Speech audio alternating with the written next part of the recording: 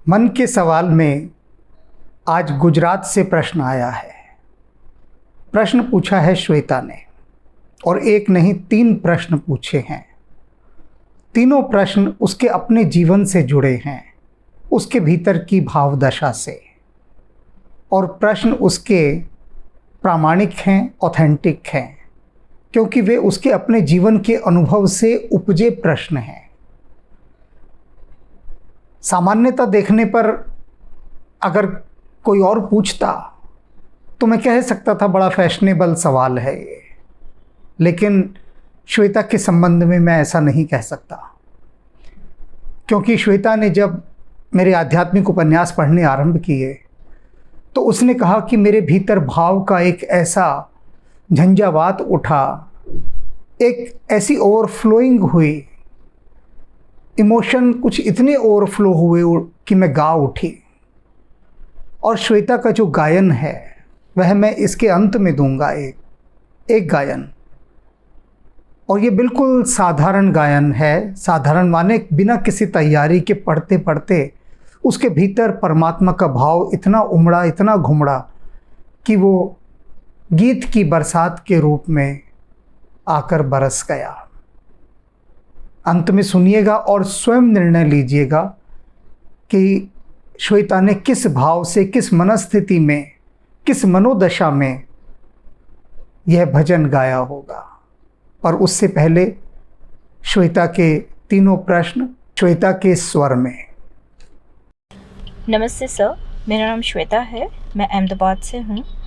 मेरा क्वेश्चन है कि अगर आप ऐसा एक्सपीरियंस करते हो कि जिसमें आप अगर भगवान के भजन भी गाते हो और आपको रोना आ जाए, आप भगवान की मूर्त देखते हो आपको रोना आ जाए, आप सत्संग सुनते हो आपको रोना आ जाए, तो उस टाइम पे वो ओवर इमोशन जो होते हैं वो किस वजह से होते हैं, क्यों होते हैं? भक्ति का वो कौन सा स्टेज है जिसकी वजह से हम ओवर इमोशनल हो जाते हैं? सेकंड, मुझे ये भी पूछना है कि अगर ऐसा फील हो कि ना हम संसार के हैं ना ही हम लोग पूरे आध्यात्मिक है, तो उस टाइम पे हमें क्या करना चाहिए? ऐसे कौन से स्टेप्स होने चाहिए कि जिसकी वजह से हम बैलेंस रख पाए संसार में और आध्यात्मिकता में? कभी कभी मुझे ऐसा भी लगता है कि मैं मेरे ओवर इमोशंस और जो भगवत शक्ति है उनको मैं महसूस कर पा रही हूँ, पर क्योंकि वो मेरा भजन का भाव ऐसा होता है कि मैं उसमें खो जाती हूँ। पर उसके बाद जब वो जो मिसिंग वाला पार्ट होता है ना, कि मैं कुछ मिस कर रही हूँ, वो क्यों होता है और उसको ओवरकम करने के लिए हमें क्या करना चाहिए? और वो भक्ति का कौन सा स्टेज होता है जिसमें हम कंटिन्यू भगवान को ही ढूंढते रहते हैं, पर भगवान का स्वरूप नहीं दिखता है, पर हमें हर एक जगह भगवान है, हमारे आसपास ही है, वो फील होता हो, तो उस टाइम पे हमें क्या करना चाहिए? समटाइम्स आई डोंट अंडरस्टैंड कि मैं किस तरह से मैं ये डील करूं। Please help me. श्वेता, तुम्हारा पहला प्रश्न है कि ओवर इमोशंस यानी कि आंसुओं को कैसे रोका जाए और ये क्यों आते हैं, किस लिए आते हैं भक्ति करते समय। तुमने कभी यह तो नहीं पूछा कि वर्षा क्यों आती है, आंसू क्यों निकलते हैं? ये तो पूछ लिया कि भक्ति की भाव दशा में जब हम परमात्मा में डूबने लगते हैं तो आंखें आंसुओं से क्यों भर जाती हैं। लेकिन यह नहीं पूछा कि आकाश से वर्षा क्यों होती है। धरती का हृदय है ये सागर, और सागर जब भाव से भर जाते हैं तप्त हो उठते हैं, तो भावों की वाष्प बनकर आकाश में जाती है, और आकाश हैं धरती के नयन, और उन नयनों से ये अश्रु बरस उठते हैं। होता क्या है दरअसल कि भीतर जब परमात्मा का भाव गहराता है तो उसकी जो ऊर्जा उठती है वह सुषमा होती है, यानी कोमल ऊर्जा। और वह कोमल ऊर्जा भीतर से सारी की सारी भावों और अभिव्यक्तियों की भाव को ऐसा उठाती है कि वो द्वार खोजती हैं अपनी बरसने के लिए। और नयनों का स्वभाव है सजल हो जाना, और नयनों के माध्यम से भावों की वह धारा बह उठती है।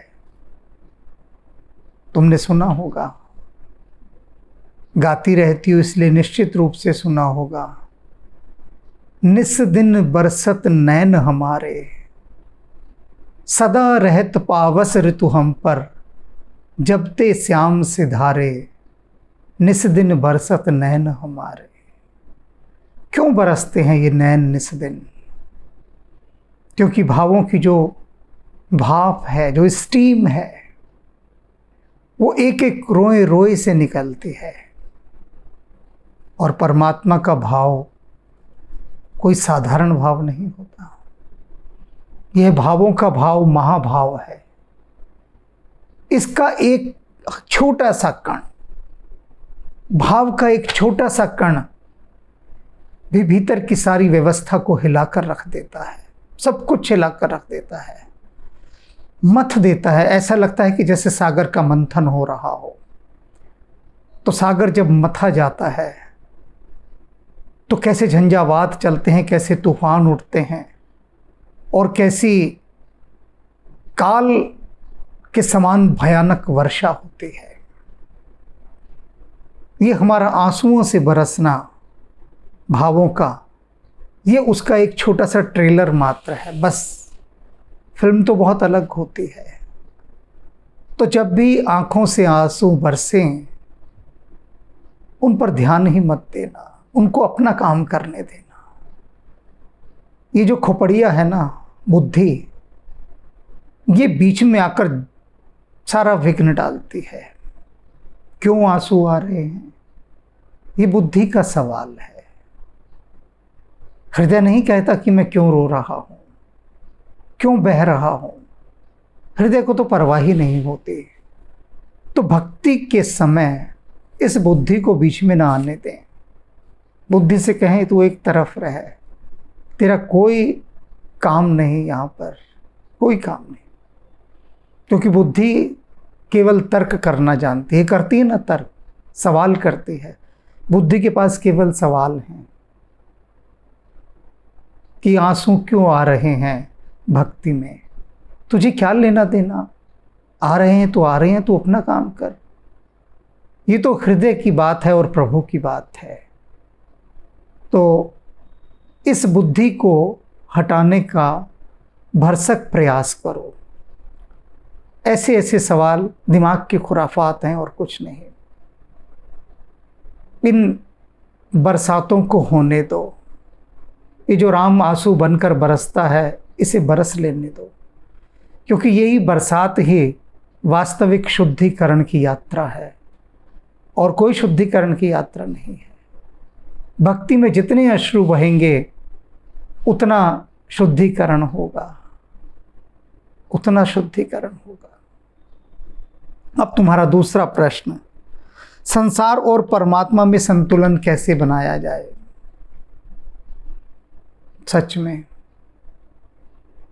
बहुत बड़ा प्रश्न तुमने किया है। तारीफ तो कर दूं एक बार को। प्रश्न हालांकि ये भी उसी दिमाग का है। ये दिल का सवाल, दिल ऐसे सवाल उठाता ही नहीं, कभी भी कभी नहीं उठाएगा। ये दिमाग का सवाल है कि परमात्मा में और संसार में संतुलन कैसे बनाया जाए। कैसे बना सकते हो तुम? बताओ, मैं बताता हूं तुम्हें कैसे बनाया जाए। एक व्यक्ति था, उसे दिखाई नहीं देता था। ध्यान से समझना। अब वो अंधा व्यक्ति लकड़ी का सहारा ले लेकर चलता था। एक बार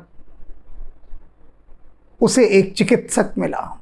चिकित्सक ने उसकी आंखें देखी और उससे कहा कि तेरे नेत्रों में ज्योति आ सकती है, मैं प्रयास करता हूं। और वह उसे अपने साथ ले गया। अब जो नेत्रहीन था, वह अंधा व्यक्ति, उसने कहा कि वैद्य जी एक बात मुझे आप बताइए, ज्योति तो आ जाएगी मेरी आंखों में, मैं देखना भी शुरू कर दूंगा, पर एक बात बताइए कि ये जो लकड़ी लेकर मैं चलता हूं, इसका और देखने का, इन दोनों का संतुलन मैं कैसे बनाऊंगा? क्योंकि मुझे तो आदत है संसार में इस लकड़ी को लेकर चलने की। मैं जो भी कुछ देखता हूं इस लकड़ी की सहायता से ही देखता हूं। ये लकड़ी ही मेरी आंख है और कुछ नहीं है। यही मेरी आंख है, इसी से मुझे पता लगता है कि आगे कौन है, क्या आ रहा है, गड्ढा है, नहीं है, कुछ भी है। आप ये मत समझिएगा कि मैं अंधा हूं, आंखें हैं मेरे पास, ये लकड़ी ही मेरी आंख है। पर मेरा सवाल ये एक है कि जब मैं देखने लग जाऊंगा तो देखने का और लकड़ी का, इन दोनों का संतुलन कैसे बनाऊंगा? तो वैद्य बहुत हंसा वो वैद्य। उस अंधे ने कहा, आप हंसते क्यों हैं? उसने कहा, मैं इसीलिए हंस रहा हूं कि जब तुझे दृष्टि मिल जाएगी ना, जब तू देखना शुरू कर देगा, तब इस लकड़ी की आवश्यकता ही नहीं रह जाएगी, फेंक देगा तू इसे। अब अंधा उससे भी जोर से हंसा और बोला, वैद्य जी आप कैसी बात कर रहे हैं?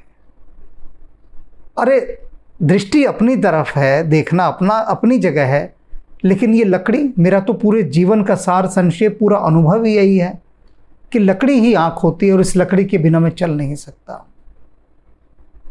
और वह वैद्य जी समझा कर हार गए, लेकिन उसे समझ नहीं आया।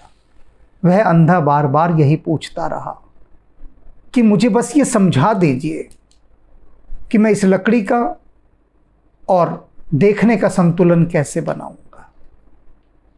आप भी हंस रहे होंगे ये बात सुनकर, लेकिन बिल्कुल भी हंसने वाली बात नहीं है। वह अपनी जगह ठीक है, उसकी बुद्धि काम कर रही है। बुद्धि समझ ही नहीं पा रही कि मैं कैसे संतुलन बनाऊंगा देखने का और लकड़ी का। ठीक यही इंसान के साथ होता है। ये जो संसार है ना, ये उसकी लकड़ी है, और वह यही सोचता है कि अगर मुझे परमात्मा मिल गया तो फिर मेरा संसार कैसे चलेगा, क्योंकि मुझे दिखता तो सब कुछ संसार की दृष्टि से है। ये संसार ही मेरी लकड़ी है। तो ये इंसान अंधा है, और ये अंधा इंसान इस संसार को अपनी लकड़ी समझे बैठा है, और यही कहता है अगर परमात्मा मिल गए तो मैं इन दोनों का संतुलन कैसे बनाऊंगा, या यदि आंखें मिलने की तरफ मैं बढ़ने भी लगूंगा तो फिर इस लकड़ी के साथ और आंखों के साथ का मेरा तालमेल कैसे बनेगा। अरे संसार और परमात्मा का संतुलन बनाने वाले तुम कौन होते हो? तुम होते ही कौन हो संतुलन बनाने वाले? सारा संतुलन तो वही बिठाता है, वही हाथ में तराजू लिए बैठा है, वही तौल रहा है, वही तुम्हारी तुला को ठीक कर सकता है, वही, और कोई नहीं। जिसकी जैसी यात्रा होती है, जैसी स्थिति होती है, उसी के अनुसार राम जी संतुलन बनाते चलते हैं। इंसान को डरने की कोई आवश्यकता नहीं कि यदि मैं परमात्मा की तरफ बढ़ा तो संसार और परमात्मा का संतुलन कैसे बनाऊंगा। यह सोचना हम लोगों का काम ही नहीं है कि संतुलन कैसे बनाएंगे। संतुलन तो राम जी बनाएंगे। अभी भी किसने बनाया हुआ है संतुलन? क्या हमने बनाया हुआ है? इसी मुखालते में तो सब रहते हैं, इसी भ्रम में रहते हैं कि हम संतुलन बना रहे हैं। एक बार पूरे मन से, पूरे भाव से राम जी पर छोड़ के देखिए कि राम जी आप संतुलन बनाइए हमारा। तुलसीदास जी कहते थे ना, निज बुद्धि बल मोहे भरोस ना है। मुझे अपने बुद्धि बल पर भरोसा नहीं है, बस राम पर भरोसा है। उनको तो हम मौका ही नहीं देते हैं काम करने का, राम जी को जरा सा भी अवसर नहीं देते हैं कि राम जी आप संभालिए हमारी डोर। और इसीलिए बुद्धि बार बार चीखती चिल्लाती रहती, मैं संतुलन कैसे बनाऊंगी। तो सारी चीजें छोड़ दो, ये संतुलन बनाना, ये आंसू क्यों आ रहे हैं। सिर्फ भाव में डूबो, मस्ती में डूबो, बस इतना ही काफ़ी है। सोच विचार हटा दो, सोच विचार। बार बार एक बात उद्धृत करता हूं मैं, सोचे सोच न होई ये, जो सोचे लख बार। लाखों बार सोच लो, सोचने से कुछ नहीं होगा। Let us now live, enough of thinking. अब जीना शुरू करो, सोचना छोड़ दो। तीसरा प्रश्न तुम्हारा,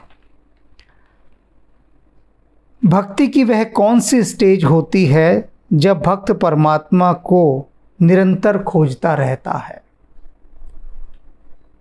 तुम वह स्टेज जानना चाहते हो। एक सखी ने दूसरी सखी से पूछा कि सखी री, तू हर समय अपने आशिक के ख्यालों में डूबी रहती है, जरा मुझे बता तो सही कि निरंतर आशिक के ख्यालों में डूबना होता कैसा है। थोड़ा एक्सप्लेन तो कर, थोड़ी इसकी व्याख्या तो कर, थोड़ा मुझे समझा तो सही। तो दूसरी सखी मस्ती में कहती है, मैं तुझे कुछ न समझा सकूंगी बावरी।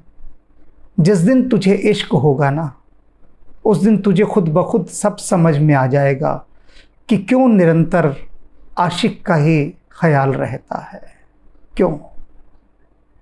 तो जिस दिन वह लौ जगेगी परमात्मा की, वह इश्क पैदा होगा, उस दिन स्वतः ये बात दिखाई देने लग जाएगी कि क्यों निरंतर मन परमात्मा में ही लगा रहना चाहता है, या वह कौन सी स्टेज होती है।